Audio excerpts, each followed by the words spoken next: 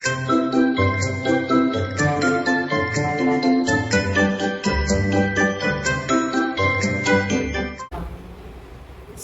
warahmatullahi wabarakatuh. Waalaikumsalam warahmatullahi wabarakatuh. Pertama-tama mari kita panjatkan puji dan puji syukur kehadirat Allah Subhanahu wa taala yang telah melimpahkan rahmat dan hidayahnya kepada kita semua sehingga pada siang hari ini kita dapat berkumpul dalam keadaan sehat walafiat tanpa kurang suatu apapun. Yang kedua, salawat serta salam tetap tercurahkan kepada junjungan kita Nabi besar Muhammad SAW yang senantiasa kita nantikan syafaatnya di hari akhir nanti. Sebelumnya saya ingin mengucapkan terima kasih kepada Bapak Ibu yang sudah memenuhi undangan saya untuk mengikuti kegiatan sosialisasi budaya positif sebagai aksi nyata modul 1.4 pada pendidikan guru penggerak angkatan ke-7 yang sedang saya jalani. Baiklah Bapak Ibu sekalian, sebelum acara kita mulai, terlebih dahulu mari kita untuk menyegarkan badan lagi karena ini sudah agak siang ya Bapak Ibu, sudah ngantuk. Supaya tidak ngantuk, mari kita ice breaking dulu ya Ibu-ibu dan Bapak-bapak. Silakan Bapak Ibu bisa berdiri semuanya.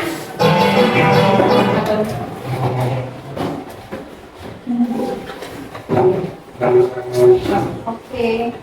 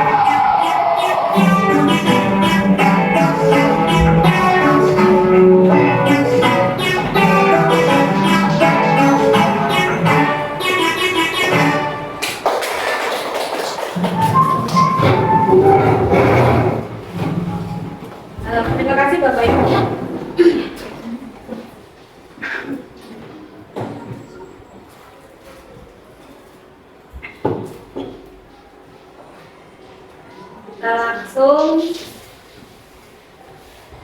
Semoga setelah ice breaking tadi Bapak Ibu sudah segar kembali badannya ya, sehingga untuk beberapa menit ke depan bisa mengikuti sosialisasi yang saya berikan dengan baik tanpa rasa kantuk ya Bapak Ibu. Salam sehat dan bahagia untuk Bapak Ibu semuanya. Di sini saya akan mensosialisasikan tentang budaya positif di sekolah. Apakah itu budaya positif? Budaya positif merupakan nilai-nilai keyakinan-keyakinan dan kebiasaan-kebiasaan di sekolah yang berpihak pada murid agar murid dapat berkembang menjadi pribadi yang kritis, penuh hormat, dan bertanggung jawab. Jadi budaya positif itu akan menumbuhkan sikap tanggung jawab kepada peserta didik kita, kepada murid-murid kita, menjadi pribadi yang kritis, penuh hormat, ya. Jadi anak-anak menjadi kritis tapi tetap memiliki rasa hormat kepada guru-gurunya.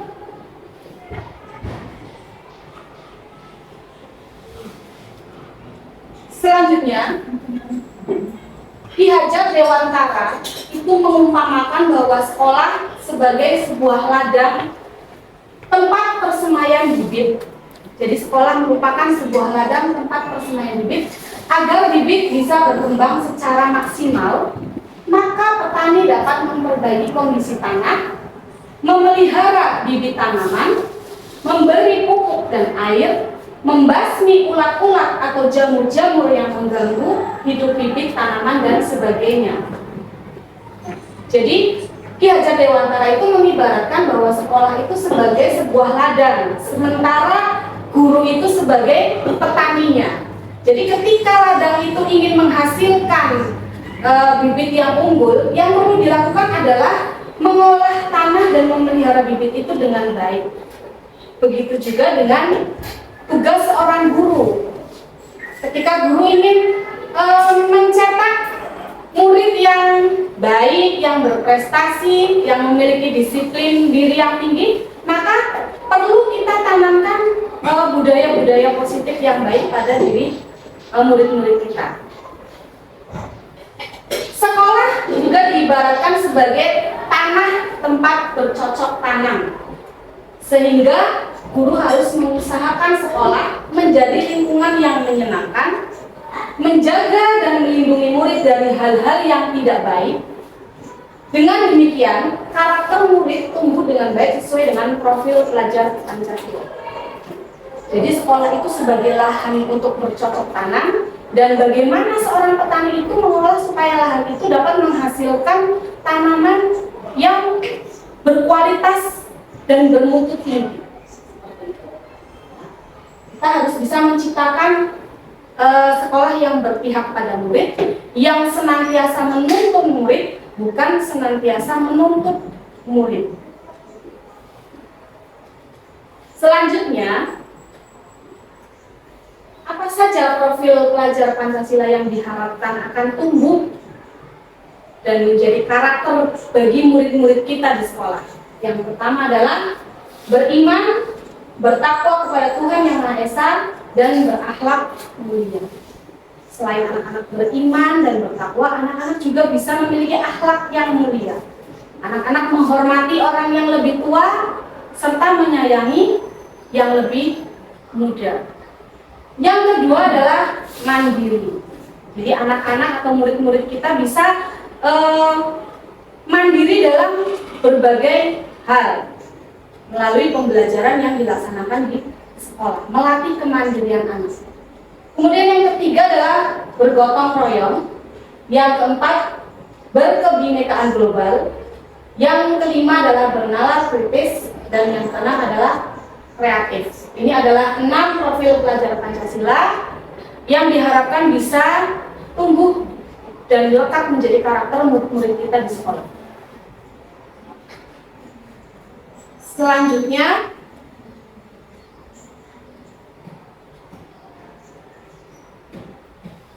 disiplin positif itu merupakan salah satu cara yang dilakukan guru dalam membantu siswa tumbuh maksimal, mempunyai karakter profil pelajar Pancasila adalah dengan cara membangun budaya positif yang berpihak pada murid, membangun keyakinan atau visi sekolah yang menumbuhkan dan mengembangkan budaya positif. Dalam mewujudkan budaya positif perlu adanya disiplin positif. Jadi untuk mengembangkan budaya positif yang akan kita kembangkan di sekolah itu perlu adanya disiplin positif, ya.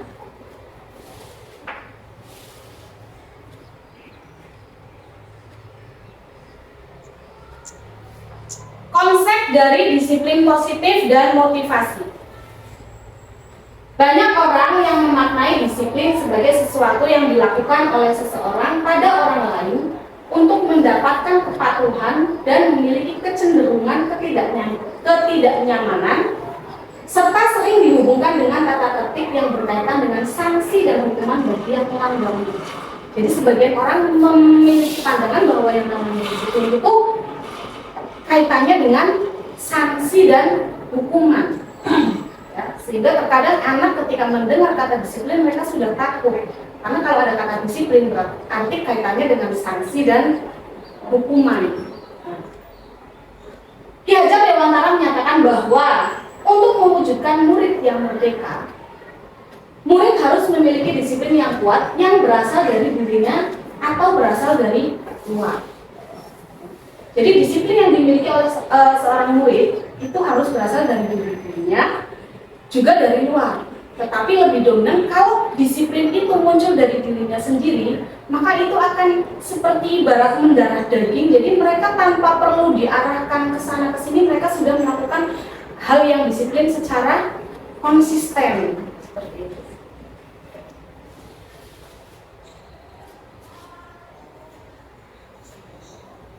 Selanjutnya, merdeka menurut Ki Hajar Dewantara adalah mardika iku jangwane, noramung lepasing pangle, ning ugo kuat kuasa aman diri priyambang. Itu dalam bahasa Jawa. Kalau diartikan ke dalam bahasa Indonesia, merdeka itu artinya tidak hanya terlepas dari perintah, akan tetapi juga cakap buat memerintah diri sendiri. Jadi yang selama ini anak-anak rasakan disiplin itu kan perintah, masih berupa perintah dari guru, dari orang tua dan sebagainya. Padahal sebetulnya merdeka itu diciptakan atau tercipta dari dirinya sendiri, ya. Terlepas dari perintah orang lain.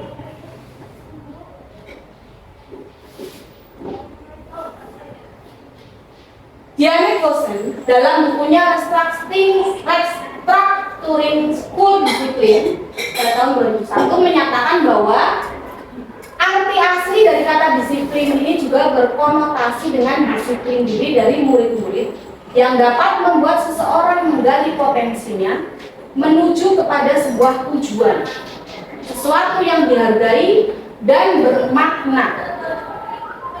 Bagaimana cara kita mengontrol diri dan bagaimana menguasai diri untuk memilih tindakan yang mengacu pada nilai-nilai yang kita hargai. Dengan kata lain, seseorang yang memiliki disiplin diri berarti mereka bisa bertanggung jawab terhadap apa yang dilakukannya karena mereka mendasarkan tindakan mereka pada nilai-nilai kebajikan universal.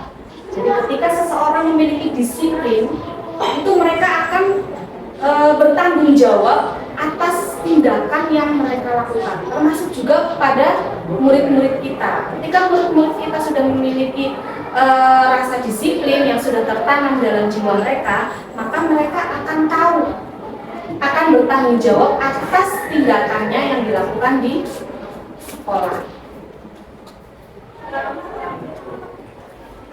Murid yang memiliki disiplin positif akan memiliki motivasi internal yang tinggi dalam menguasai diri untuk melakukan tindakan yang sesuai dengan nilai-nilai kebajikan universal. Sebagai pendidik, tugasnya adalah membimbing siswa untuk memiliki disiplin diri yang berasal dari dirinya sendiri. Itu adalah tugas kita sebagai pendidik, sebagai guru. Kita harus bisa menumbuhkan supaya anak-anak itu memiliki rasa disiplin, tapi yang tumbuh dari hati mereka, tidak karena paksaan kita atau tidak karena perintah kita. Kemudian siswa dalam melakukan disiplin positif tidak terlepas dari motivasi yang ingin dicapai oleh siswa itu sendiri. Jadi ketika siswa melakukan tindakan disiplin itu biasanya ada motivasi dari tindakan disiplin itu. Apa motivasinya?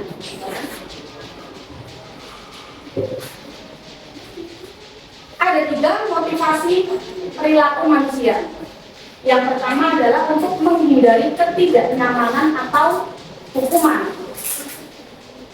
Yang kedua adalah untuk mendapatkan imbalan atau penghargaan dari orang lain. Dan yang ketiga adalah untuk menjadi orang yang mereka inginkan dan menghargai diri sendiri dengan nilai-nilai yang mereka percaya. Untuk nilai motivasi yang pertama untuk menghindari ketidaknyamanan atau hukuman. Misalkan ada PR, murid kita diberikan tugas atau PR. Mereka akan mengerjakan dengan motivasi kalau saya tidak mengerjakan, nanti saya akan dihukum oleh guru atau pak guru. Seperti itu. Itu berarti motivasi dari si murid adalah untuk menghindari ketidaknyamanan atau hukuman. Yang kedua, motivasinya adalah untuk mendapatkan imbalan atau penghargaan dari orang lain. Misalkan, saya mengerjakan tugas ini supaya nanti saya dapat bintang dari guru atau pak guru. Itu berarti motivasinya ingin mendapatkan penghargaan. Sedangkan motivasi yang ketiga adalah untuk menjadi orang yang mereka inginkan dan menghargai diri sendiri dengan nilai-nilai yang mereka percaya. Untuk motivasi yang ketiga ini mereka tidak membutuhkan alasan untuk tidak dihukum atau untuk mendapatkan penghargaan.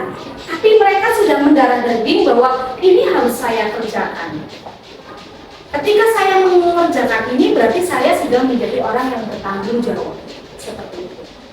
Jadi dari ketiga motivasi ini yang kita harapkan bisa kita tumbuhkan kepada anak-anak adalah yang ketiga. Motivasi yang ketiga adalah untuk menjadi orang yang mereka inginkan dan menghargai diri sendiri dengan nilai-nilai yang mereka percaya. Selanjutnya, dari ketiga motivasi perilaku manusia dalam mewujudkan disiplin positif yang harus ditanamkan pada murid adalah motivasi yang ketiga. Karena dengan memiliki motivasi tersebut, mereka telah memiliki motivasi intrinsik yang berdampak jangka panjang. Jadi kalau itu sudah menjadi motivasi intrinsik itu tidak hanya ketika anak itu berada di sekolah saja, tapi untuk jenjang yang lebih panjang mereka akan tertanam seperti itu. Melakukan kegiatan disiplin, tindakan disiplin tanpa ada motivasi yang berupa menghindari hukuman ataupun mendapatkan penghargaan. Motivasi yang tidak akan terpengaruh pada adanya hukuman atau hadiah. Jadi ini tugas kita sebagai pendidik menanamkan motivasi yang ketiga ini kepada murid-murid kita.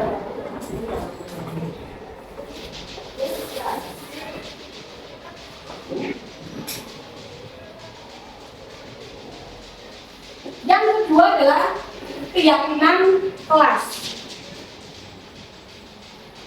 Salah satu disiplin positif yang bisa kita terapkan dalam membangun budaya positif di sekolah adalah keyakinan kelas. Mengapa keyakinan kelas? Mengapa tidak peraturan kelas saja? Jadi ada keyakinan kelas, ada peraturan kelas. Mengapa tidak peraturan kelas? Pertanyaan berikut adalah, mengapa kita memiliki peraturan tentang penggunaan helm pada saat mengendarai kendaraan roda 2 atau kendaraan bermotor? Kemungkinan jawaban Bapak Ibu sekalian adalah untuk keselamatan. Pertanyaan berikutnya, mengapa kita memiliki peraturan tentang penggunaan masker dan mencuci tangan setiap saat?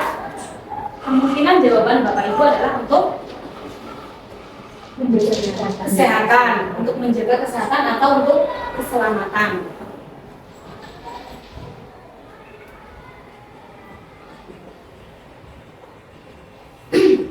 Pembentukan keyakinan kelas. Keyakinan kelas itu bersifat lebih abstrak daripada peraturan yang lebih rinci dan konkret. Keyakinan kelas itu berupa pernyataan-pernyataan universal pernyataan keyakinan kelas senantiasa dibentuk dalam bentuk positif. Keyakinan kelas hendaknya tidak terlalu banyak sehingga mudah diingat dan dipahami oleh semua warga kelas. Keyakinan kelas sebaiknya sesuatu yang dapat diterapkan di lingkungan tersebut. Semua warga kelas hendaknya ikut berkontribusi dalam pembuatan keyakinan kelas lewat kegiatan curah pendapat. Jadi ada semacam keyakinan kelas itu dibuat oleh murid sendiri. Apa yang mereka yakini dan apa yang mereka yakini, ketika mereka tidak melaksanakan keyakinan itu, mereka sudah tahu konsekuensi dari tindakan yang mereka lakukan. Karena keyakinan kelas itu dibuat sendiri oleh siswa, didampingi oleh guru melalui kegiatan curah pendapat.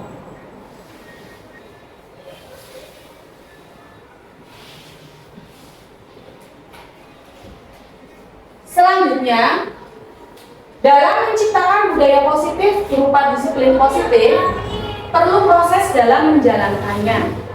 Karena kita pastinya dihadapkan dengan berbagai situasi karakteristik siswa yang beraneka ragam. Hal ini berkaitan dengan kebutuhan dasar manusia. Ada 5 kebutuhan dasar manusia. Yang pertama adalah cinta dan kasih sayang atau kebutuhan untuk diterima. Itu adalah salah satu kebutuhan dasar manusia, bahwa kita butuh cinta dan kasih sayang. Kita butuh pengakuan, kita butuh diterima di lingkungan di mana kita berada. Begitu juga dengan murid kita di sekolah. Mereka butuh cinta dan kasih sayang. Mereka butuh diterima di lingkungan sekolah, khususnya di lingkungan kelas.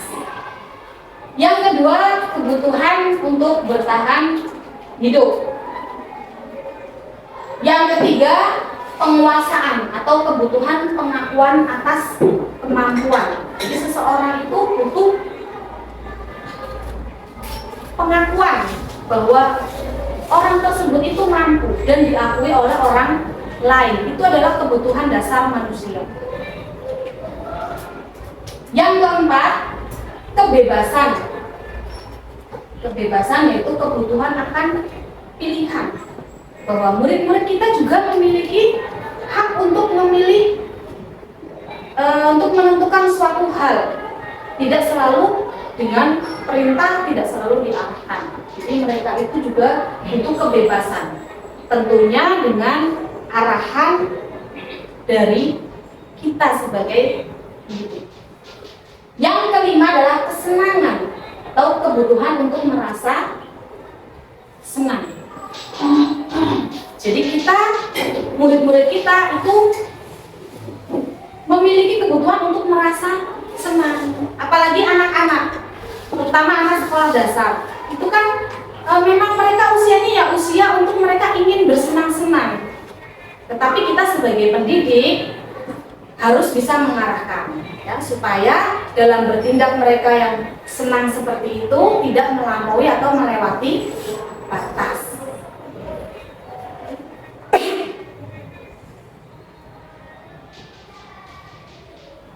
Selanjutnya adalah peran pendidik. Sebagai pendidik, tujuan kita adalah menciptakan anak-anak yang memiliki disiplin diri, sehingga mereka bisa berperilaku dengan mengacu pada nilai-nilai kebajikan universal dan memiliki motivasi intrinsik bukan ekstrinsik. Jadi di sini tugas kita sebagai pendidik itu supaya ketika murid-murid kita lulus dari sekolah di mana kita mengajar, mereka juga tetap bertindak, berperilaku yang disiplin positif dalam kehidupan sehari-hari. Sehingga murid-murid kita ketika mereka berada di tengah masyarakat, mereka juga bisa diterima oleh masyarakat dengan baik, karena mereka memiliki disiplin positif. Itu adalah tujuan kita sebagai tugas atau peran kita sebagai pendidik.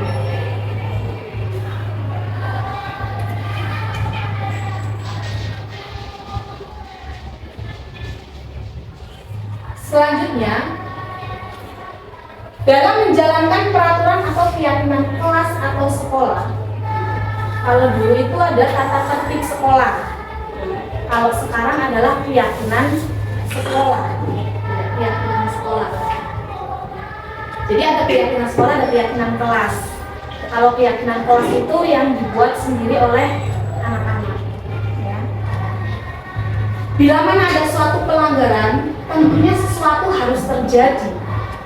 Untuk itu kita perlu meninjau ulang tindakan penegakan peraturan atau keyakinan kelas atau sekolah di sekolah kita selama ini. Ya. Nah, di sini ketika kita menerapkan disiplin positif, di sini ada 5 posisi kontrol guru.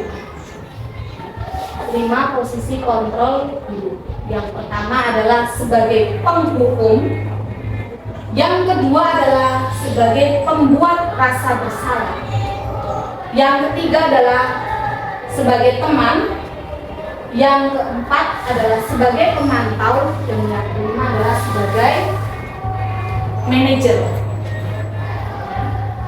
Jadi ini adalah 5 posisi kontrol guru ketika kita menerapkan disiplin positif. Yang pertama sebagai penghukum. Seorang penghukum itu bisa menggunakan hukuman fisik maupun verbal. Orang-orang yang menjalankan posisi penghukum senantiasa mengatakan bahwa sekolah memerlukan sistem atau alat yang dapat lebih menekan murid-murid lebih dalam lagi. Guru-guru yang menerapkan posisi penghukum biasanya akan mengucapkan seperti ini. Kata-kata yang biasa diucapkan sebagai peran guru sebagai penghukum adalah yang pertama, patuhi aturan saya, atau awas, misalkan diberi hukuman apa. Kemudian, kamu selalu saja salah, atau bisa juga pasti selalu terakhir yang selesai, selalu selesainya itu terakhir. Itu adalah ciri-ciri kata-kata yang diucapkan bahwa peran kontrol guru di sini sebagai penghukum. Guru seperti ini senantiasa percaya bahwa hanya ada satu cara agar pembelajaran bisa berhasil, yaitu dengan cara dia. Hal ini bisa berbahaya karena bisa jadi anak malah akan mendendam atau bersifat lebih agresif. Yang kedua, posisi kontrol guru yang kedua adalah pembuat rasa bersalah. Pada posisi ini biasanya guru akan bersuara lebih lembut. Pembuat orang yang merasa bersalah akan menggunakan keheningan yang membuat orang lain merasa tidak nyaman, bersalah, atau rendah diri. Kata-kata yang keluar dengan lembut akan seperti ini biasanya. Ibu sangat kecewa sekali dengan kamu. Atau bisa, berapa kali Bapak harus memberitahu kamu ya nak? Atau gimana coba kalau orang tua kamu tahu kamu berbuat begini? Padahal kata-kata itu diucapkan dengan nada lembut, tapi kata-kata yang seperti itu diucapkan oleh guru yang berperan sebagai pembuat rasa bersalah. Jadi dengan keheningan, dengan suara yang lembut, itu akan membuat anak itu merenung. Dia akan merasa bersalah, bahkan bisa merasa rendah diri. Nah, di posisi ini, murid akan memiliki penilaian diri yang buruk tentang diri mereka sendiri. Mereka akan merasa buruk. Murid merasa tidak berharga dan malah mengecewakan orang-orang yang disayanginya. Dampak ini lebih berbahaya dibanding murid yang bertemu dengan posisi penghukum. Kalau tadi dengan posisi penghukum, murid hanya akan merasa dendam. Tapi dengan pembuat rasa bersalah ini akan lebih berbahaya karena murid bisa saja memendam emosinya dan yang sewaktu-waktu itu dapat meledak tidak terkontrol. Jadi ini lebih berbahaya dari posisi kontrol guru sebagai penghukum. Selanjutnya adalah posisi kontrol kontrol guru sebagai teman. Guru pada posisi ini tidak akan menyakiti murid, namun akan tetap berupaya mengontrol murid melalui persuasi. Posisi teman pada guru bisa negatif ataupun bisa positif. Positif di sini berupa hubungan baik yang terjalin antara guru dan murid. Guru di posisi teman menggunakan hubungan baik dan humor untuk mempengaruhi seseorang. Mereka akan berkata, ayo bantulah demi Bapak ya. Atau ayo ingat tidak bantuan Bapak selama ini. Atau ya sudah, kali ini tidak apa-apa, nanti dibantu bereskan. Misalkan ada masalah, mengucapkan seperti itu berarti guru di sini berperan sebagai teman. Kontrol guru sebagai teman. Tapi kontrol guru sebagai teman ini memiliki hal negatif. Hal negatif dari posisi teman adalah bila suatu saat guru tersebut tidak membantu, maka murid akan kecewa dan berkata, saya pikir Bapak teman saya pikir Ibu teman saya. Murid akan merasa dikecewakan dan tidak mau lagi berusaha. Di posisi teman, murid mungkin akan bersikap baik pada guru tertentu saja. Jadi pilih-pilih guru. Guru-guru yang dianggap sebagai temannya dan tidak pada guru lainnya. Jadi si murid hanya akan bersikap baik kepada guru yang dianggap sebagai temannya, yang tidak berarti lewat gitu. Dampak lainnya adalah sifat ketergantungan murid, merasa ia bisa mengandalkan gurunya. Jadi murid akan tergantung terus kepada gurunya, tak akan berdaya tanpa guru yang dianggapnya teman. Jadi dia akan berenergi ketika ada guru yang dianggapnya teman, dan dia akan tidak bersemangat, tidak berenergi ketika guru tersebut tidak ada. Itu adalah hal negatif dari posisi kontrol guru sebagai teman. Selanjutnya, posisi kontrol guru sebagai pemantau. Memonitor berarti mengawasi. Pada saat kita mengawasi, kita bertanggung jawab atas perilaku orang-orang yang kita awasi. Sebagai pengawas, kita mengawasi tindakan orang-orang dan kita bertanggung jawab. Posisi pemantau berdasarkan pada peraturan-peraturan dan konsekuensi. Jadi ketika guru berperan sebagai pemantau itu berdasarkan pada peraturan-peraturan dan konsekuensi. Ada peraturan dan konsekuensi seperti itu. Dengan menggunakan sanksi atau konsekuensi, kita dapat memisahkan hubungan pribadi kita dengan murid. Sebagai seseorang yang menjalankan posisi pemantau, pertanyaan yang diajukan seorang pemantau biasanya, peraturannya apa? Apa yang telah kamu lakukan? Sanksi atau konsekuensinya apa? Itu biasanya seperti itu. Kata-kata yang diucapkan oleh guru yang berperan sebagai pemantau atau mengawasi tindakan-tindakan muridnya. Di posisi ini, guru bisa menggunakan catatan, daftar cek dan sebagainya yang dapat digunakan sebagai bukti atas perilaku orang yang dipantau olehnya. Jadi si guru itu punya catatan tentang murid yang menjadi sasaran pantauannya. Sampai di sini bisa dipahami ya Bapak Ibu? Posisi kontrol yang kelima adalah sebagai manajer. Di posisi ini, seorang guru akan berkolaborasi dengan murid, memberi ruang pada murid untuk mempertanggungjawabkan perilakunya, mendidik murid menemukan solusi atas permasalahannya sendiri. Jadi di sini guru akan melatih siswa untuk menemukan solusi atas permasalahan yang dialami oleh siswa itu sendiri, dan juga melatih siswa untuk bertanggung jawab atas tindakannya.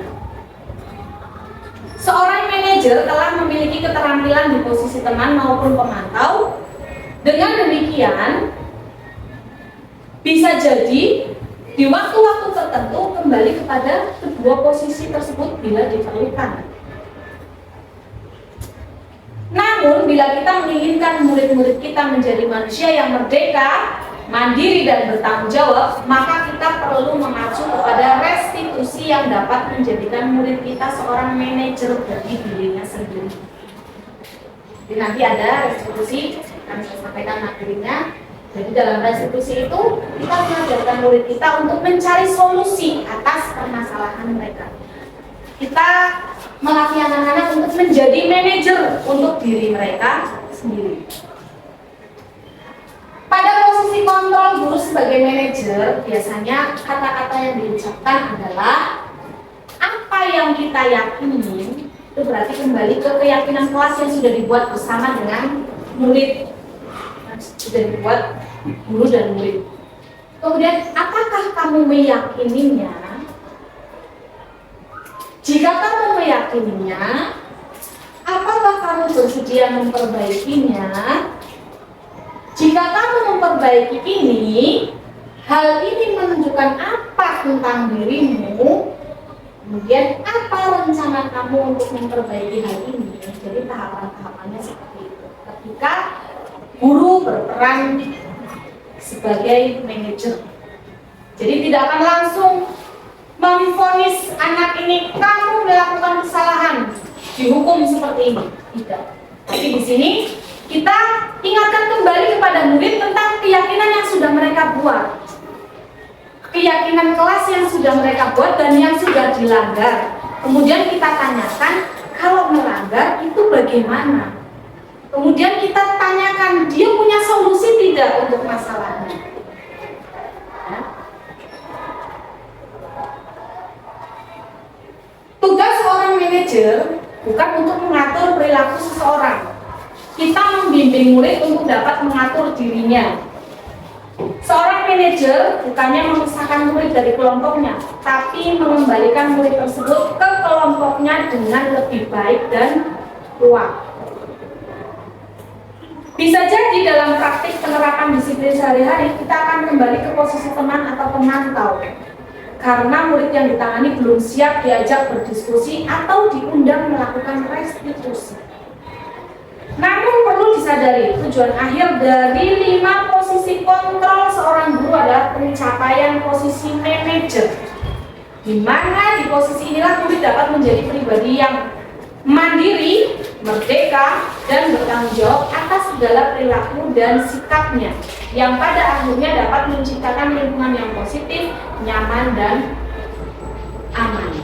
Jadi untuk mencapai posisi kontrol kita sebagai manajer, ketika murid yang kita hadapi ternyata dia itu belum siap untuk diajak berdiskusi, maka kita bisa kembali ke posisi kontrol yang 2 tadi, yaitu sebagai teman, ya, atau sebagai pemantau.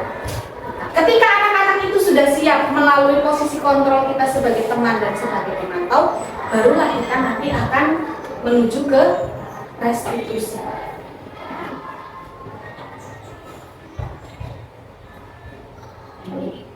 Ini hukuman versus konsekuensi dan restitusi. Di sini ada identitas gagal, ada identitas berhasil atau sukses. Yang pertama adalah hukuman. Hukuman itu biasanya sesuatu yang menyakitkan harus terjadi. Sedangkan sanksi atau konsekuensi itu sesuatu harus terjadi. Sedangkan restitusi merupakan pilihan. Kemudian hukuman tidak nyaman untuk murid atau anak untuk jangka waktu panjang. Sedangkan konsekuensi tidak nyaman untuk murid atau anak untuk jangka waktu pendek. Sedangkan restitusi itu menguatkan untuk murid atau anak dalam jangka waktu panjang. Ini perbedaannya. Kemudian korban pada hukuman itu korban mendapatkan keadilan. Pada konsekuensi korban bisa diabaikan. Karena ketika seseorang itu sudah tahu itu konsekuensi, ya dia sudah tahu itu konsekuensinya sih. Jadi ya bisa jadi nanti akan diabaikan. Tetapi pada restitusi itu korban mendapatkan ganti. Pada hukuman, murid atau anak akan tersakiti. Karena seperti tadi yang dijelaskan bahwa hukuman itu bisa berupa hukuman fisik ataupun hukuman verbal. Jadi anak itu akan merasa tersakiti. Pada konsekuensi, sanksi atau konsekuensi, murid atau anak akan dibuat tidak nyaman. Tapi ketika kita menerapkan restitusi, murid atau anak mendapatkan penguatan. Pada hukuman, perilaku pasif agresif meningkat. Pada penerapan sanksi atau konsekuensi, penguatan hanya bertahan dalam jangka waktu pendek. Tetapi dengan restitusi, masalah terpecahkan. Pada hukuman, sistem tidak akan berjalan bila murid tidak takut. Kalau si murid itu tidak takut, kita menerapkan hukuman tidak akan mempan, tidak akan berjalan. Pada sanksi atau konsekuensi, memerlukan monitoring dan supervisi terus-menerus dari guru. Jadi kita tidak hanya sekali toh mengajarkan, selebihnya guru angkat tangan tidak bisa. Pada konsekuensi atau sanksi itu harus konsisten gurunya melakukan monitoring. Sedangkan pada restitusi, murid belajar bertanggung jawab untuk perilakunya. Pada hukuman, berlaku hanya pada sebuah institusi, tidak berlanjut pada kehidupan nyata. Sedangkan sanksi atau konsekuensi membantu penerapan mengikuti peraturan dalam masyarakat. Kemudian restitusinya, penerapan restitusinya itu fokus pada pemecahan masalah dalam jangka waktu panjang. Jadi semuanya itu mengarah ke kita diharapkan bisa menerapkan itu restitusi, ya, yang akan menguatkan murid kita pada profil belajar Pancasila. Selanjutnya hukuman itu kata-kata yang digunakan biasanya peraturannya adalah titik-titik, kamu harus titik-titik. Tapi kalau sanksi atau konsekuensi, apa peraturannya? Mampukah kamu melakukannya? Terima kasih. Itu kata-kata yang digunakan. Dan pada restitusi, apa yang kamu yakini? Apa yang bisa kamu lakukan untuk memperbaiki masalah ini? Jadi anak itu diajak diskusi supaya mereka bisa mencari solusi sendiri untuk permasalahan yang dihadapi. Kemudian hukuman itu murid atau anak membenci peraturan. Dengan adanya hukuman, anak-anak jadi membenci peraturan. Sedangkan sanksi atau konsekuensi, murid atau anak akan menghormati peraturan karena mereka sudah tahu konsekuensinya atau sanksinya. Sedangkan restitusi, murid atau anak menghormati dirinya dan juga orang lain. Jadi dari ketiga ini kita harapkan kita semua sebagai pendidik bisa menerapkan restitusi dalam pembelajaran sehari-hari.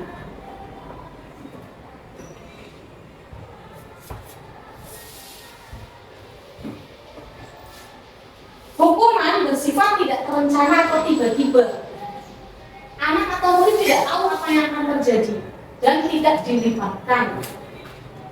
Ketika anak mendapat hukuman, ini saya akan mendapat hukuman apa? Apakah saya akan dipukul? Apakah saya akan dimarahi habis-habisan? Atau saya mau diapakan? Anak itu tidak tahu. Hukuman itu bersifat satu arah dari pihak guru yang memberikan. Dan murid hanya menerima suatu hukuman tanpa melalui suatu kesepakatan atau pengarahan dari pihak guru, baik sebelum atau sesudahnya. Hukuman yang diberikan bisa berupa fisik maupun psikis. Murid atau anak disakiti oleh suatu perbuatan atau kata-kata. Ini adalah hukuman.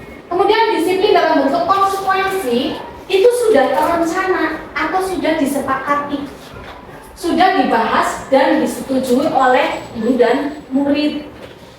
Pada konsekuensi, murid tetap dibuat tidak nyaman untuk jangka waktu pendek.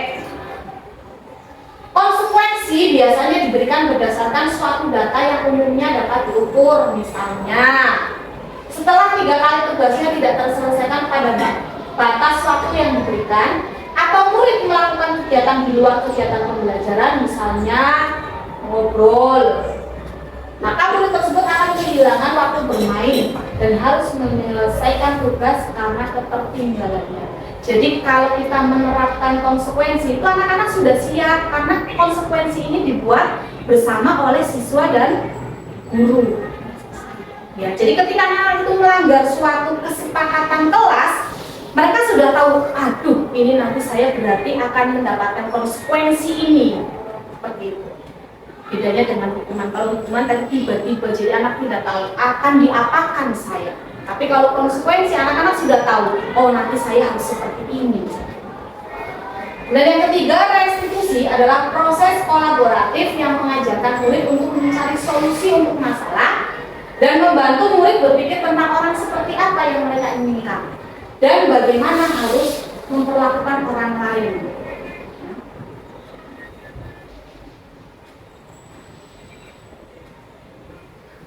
Selanjutnya adalah ciri-ciri restitusi. Restitusi bukan untuk menebus kesalahan, namun untuk belajar dari kesalahan. Ketika murid belajar dari kesalahan untuk menjadi lebih baik untuk masa depan, mereka akan mendapatkan pelajaran yang mereka bisa pakai terus-menerus di masa depan untuk menjadi orang yang lebih baik. Kemudian restitusi memperbaiki hubungan. Restitusi adalah tentang memperbaiki hubungan dan memperkuatnya. Proses ini menciptakan kondisi yang aman bagi murid untuk menjadi jujur pada diri sendiri dan mengevaluasi dampak dari tindakan mereka kepada orang lain.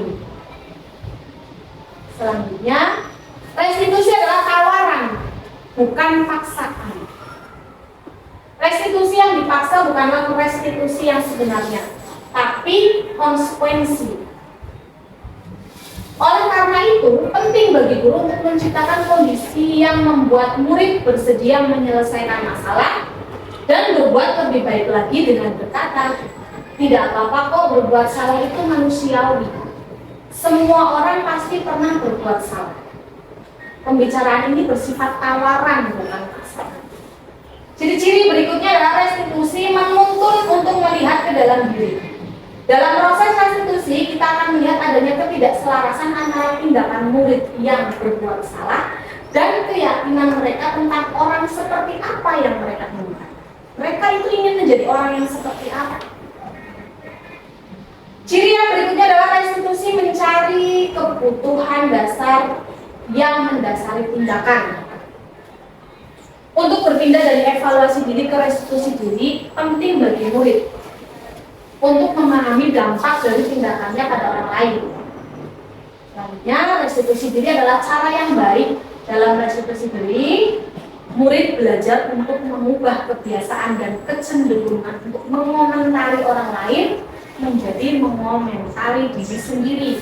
Jadi dengan menerapkan restitusi itu melatih anak untuk tidak selalu mengomentari orang lain, tapi mengomentari diri sendiri. Dr. William Glasser menyatakan, orang yang bahagia akan mengevaluasi diri sendiri. Orang yang tidak bahagia akan mengevaluasi orang lain. Ini menurut Dr. William Glasser.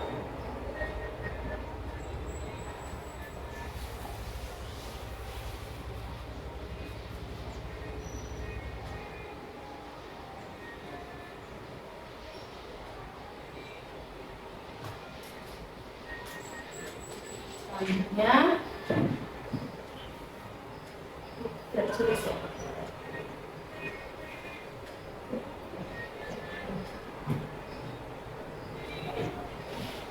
restitusi itu fokus pada karakter, bukan tindakan. Dalam proses restitusi diri, maka murid akan menyadari dia sedang menjadi orang seperti apa, yang itu adalah menunjukkan fokus pada penguatan karakter. Kemudian restitusi menguatkan yang bisa murid ubah dan murid benar-benar mengubahnya. Tidak hanya ucapan saja, tapi betul-betul dibuktikan. Guru bisa bertanya, apa yang dapat kamu ubah dari dirimu sendiri? Bagaimana kamu akan berubah? Kemudian restitusi fokus pada solusi. Dalam restitusi, guru menstabilkan identitas murid dengan mengatakan, kita tidak fokus pada kesalahan. Bapak Ibu tidak tertarik untuk mencari siapa yang salah, siapa yang benar. Restitusi seperti itu. Kemudian restitusi mengembalikan murid yang berbuat salah pada kelompoknya. Ketika anak berbuat salah, kita tidak bisa memotivasi anak untuk menjadi baik. Kita hanya bisa menciptakan kondisi agar mereka bisa melihat ke dalam diri mereka. Kita seharusnya mengajari mereka untuk menyelesaikan masalah mereka dan berusaha mengembalikan mereka ke kelompok mereka dengan karakter yang lebih kuat. Jadi ketika anak melakukan kesalahan, ada keributan dengan temannya, setelah kita lakukan restitusi terhadap anak tersebut, kita akan kembalikan anak tersebut ke kelompoknya, tapi dengan penguatan karakter, ya. Dengan karakter yang lebih kuat. Di sini ada segitiga restitusi. Yang pertama adalah validasi tindakan yang salah. Yang kedua adalah menanyakan keyakinan. Sebentar. Yang pertama adalah menstabilkan identitas. Yang kedua adalah validasi tindakan yang salah. Dan yang ketiga adalah menanyakan keyakinan.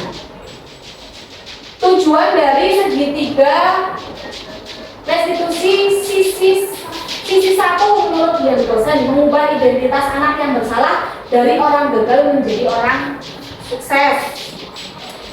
Ketika anak melakukan kesalahan, biasanya dia merasa menjadi orang yang gagal. Tapi kita di sini menguatkan bahwa mereka bisa menjadi orang yang sukses.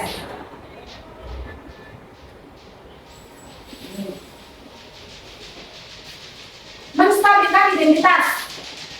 Bagian dasar dari segitiga bertujuan untuk mengubah identitas anak dari orang yang gagal karena melakukan kesalahan menjadi orang yang sukses. Anak yang melanggar peraturan karena sedang mencari perhatian adalah anak yang sedang mengalami kegagalan. Dia mencoba untuk memenuhi kebutuhan dasarnya, namun ada benturan. Kalau kita mengkritik dia, maka kita akan tetap membuatnya dalam posisi gagal. Kalau kita ingin dia menjadi reflektif, maka kita harus meyakinkan si anak dengan cara mengatakan kalimat-kalimat ini. Berbuat salah itu tidak apa-apa, atau tidak ada manusia yang sempurna, atau saya juga pernah melakukan kesalahan seperti itu. Kita bisa menyelesaikan ini. Ibu tidak tertarik mencari siapa yang salah, tapi ibu ingin mencari solusi dari permasalahan ini. Kamu berhak merasa begitu. Apakah kamu sudah menjadi teman yang baik buat dirimu sendiri? Itu adalah kata-kata yang biasanya diucapkan oleh guru ketika menerapkan restitusi. Ketika anak melakukan kesalahan, kita menerapkan restitusi. Ini adalah kata-kata yang biasa digunakan. Ya. Kalau kita mengatakan kalimat-kalimat di atas akan sangat sulit, bahkan hampir tidak mungkin buat anak untuk tetap membangkang. Para guru yang bertugas mengawasi anak-anak saat mereka bermain di halaman sekolah menyatakan bahwa bila mereka mengatakan kalimat tersebut yang mungkin hanya butuh 30 detik bisa mengubah situasi yang sulit menjadi kooperatif. Yang kedua adalah validasi tindakan yang salah. Setiap tindakan kita dilakukan dengan suatu tujuan, yaitu memenuhi kebutuhan dasar. Tadi kebutuhan dasar manusia ada 5 ya. 5 per 6. 6 kebutuhan dasar manusia. Setiap tindakan kita memenuhi kebutuhan dasar. Kalimat-kalimat di bawah ini bila dikatakan dengan nada tanpa ini dan memvalidasi kebutuhan mereka. Kata yang biasanya digunakan, padahal kamu bisa melakukan yang lebih buruk dari ini ya. Itu untuk memvalidasi tindakan. Padahal kamu bisa melakukan yang lebih buruk dari ini ya, tapi dia tidak melakukan. Itu berarti kita sedang memvalidasi tindakan si anak tersebut. Kamu pasti punya alasan melakukan hal itu. Ini juga kita sedang memvalidasi tindakan anak. Kamu patut bangga pada dirimu sendiri karena kamu telah melindungi sesuatu yang penting buatmu. Kamu boleh mempertahankan sikap itu, tapi kamu harus menambahkan sikap yang baru.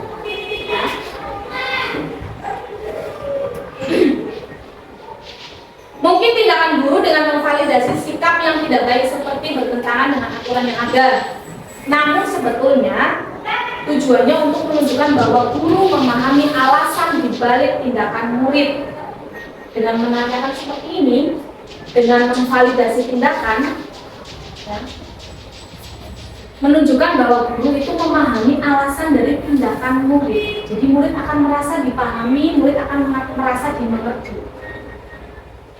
Sebuah pelanggaran aturan seringkali memenuhi kebutuhan anak akan penguasaan atau power, walaupun seringkali bertabrakan dengan kebutuhan yang lain, yaitu kebutuhan kasih sayang dan rasa diterima. Kalau kita tolak anak yang sedang berbuat salah, dia akan tetap menjadi bagian dari masalah. Namun bila kita memahami alasan yang melakukan sesuatu, maka dia akan merasa dipahami. Yang ketiga, tahapan restitusi yang ketiga adalah menanyakan keyakinan. Ketika identitas sukses telah tercapai, yaitu langkah 1, dan tingkah laku yang salah telah divalidasi, yaitu langkah yang kedua, maka anak akan siap untuk dihubungkan dengan nilai-nilai yang dia percaya dan berpindah menjadi orang yang dia inginkan. Pertanyaan-pertanyaan di bawah ini menghubungkan keyakinan anak dengan keyakinan kelas atau keluarga. Apa yang kita percaya sebagai kelas atau keluarga? Apa nilai-nilai yang kita telah sepakati? Apa bayangan kita tentang kelas yang ideal? Atau kamu mau jadi orang yang seperti apa? Itu adalah kata-kata yang diucapkan untuk menanyakan tentang keyakinan. Selanjutnya ini adalah contoh restitusi yang sudah saya terapkan di kelas 5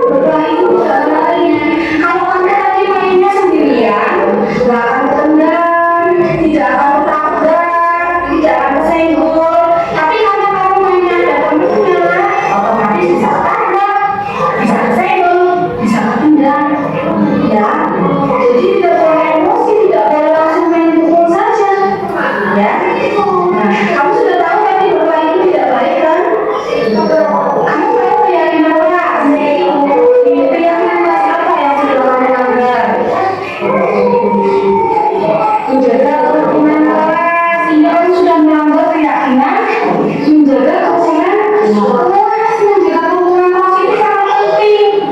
Ya, kamu tidak boleh emosi, tidak boleh main hakim sendiri. Ya kan? Nah, kamu sudah tahu, kamu sudah melanggar keyakinan kelas yaitu menjaga hubungan. Kedepannya kamu berubah enggak? Nah, kamu mau jadi orang seperti apa kedepannya? Jika tidak emosian lagi, tidak emosian lagi. Kalau Haikal mau jadi orang seperti apa?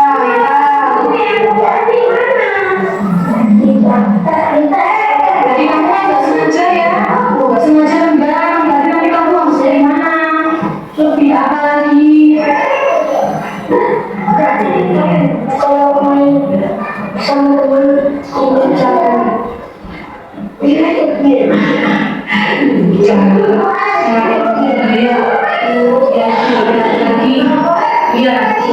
berarti nanti kamu depannya mau lebih hati-hati lagi saat main dengan teman itu ya bagus.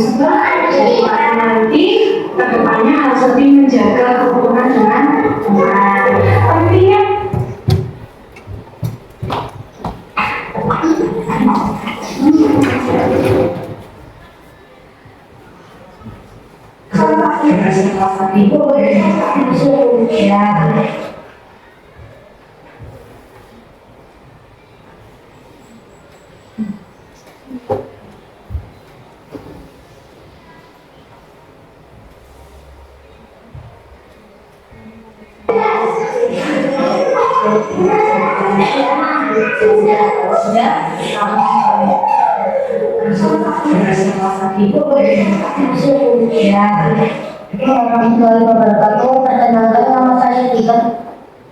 Ya, Bapak Ibu, demikianlah tadi video contoh penerapan restitusi di kelas 4 yang kebetulan saya ampu, dan itu sesuai dengan kasus atau kejadian yang terjadi di kelas saya.